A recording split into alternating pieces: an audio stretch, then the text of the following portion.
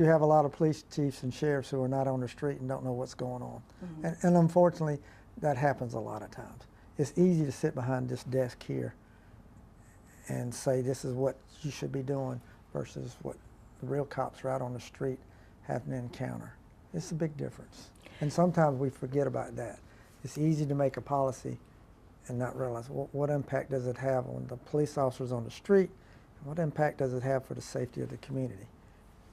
My job as the sheriff is to protect the community, protect the good guys from the bad guys out here. And when it comes to your deputies, who are the ones who are doing this on a daily basis, they're out on the ground dealing with this, what do they think about the policy? Because in this report, and then some other police chiefs, sheriffs that I've spoken with, they say that having a more defined policy makes it a little bit easier for their officers and their deputies in the heat of the moment where they're only chasing for a violent crime.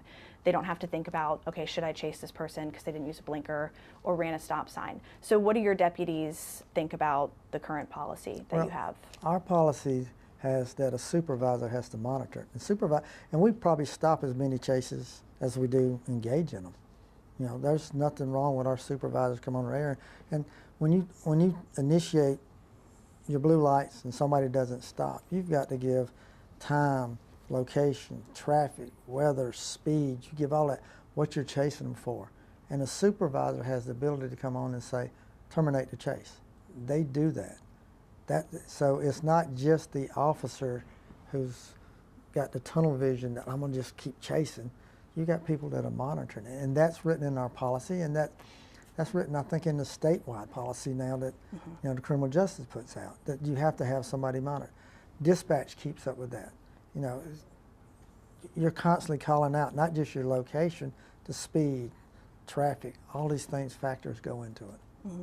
And when it comes to training your deputies, what does training look like for pursuits, and how do you train them with this policy? Well, one, we teach them what the policy is, and two, we teach them how to drive.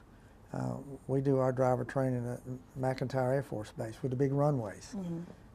We have to teach them how to handle the vehicles that they're driving.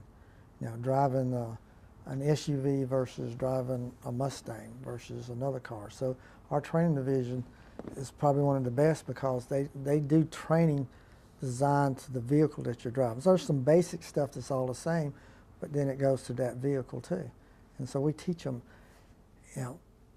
don't become part of the problem, which means you're in a wreck, because then you're not involved in it, and then we have to deal with you. So, we teach them safety.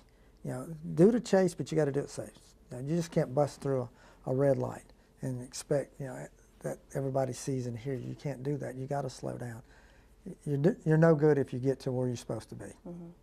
And that training is in addition to what they do at the academy? Yeah, we do the academy, but we do our own training. Okay. We have our own training division, so we don't believe in minimum standards. There's minimum standards, you got to do so much. Our standards are standards of excellence. We're going to train you to the highest level, not to the minimum level. And after chases, do you all do after action reports, or what does that look like? That is when the professional standards looks at it, and that's when training looks at it. Yes.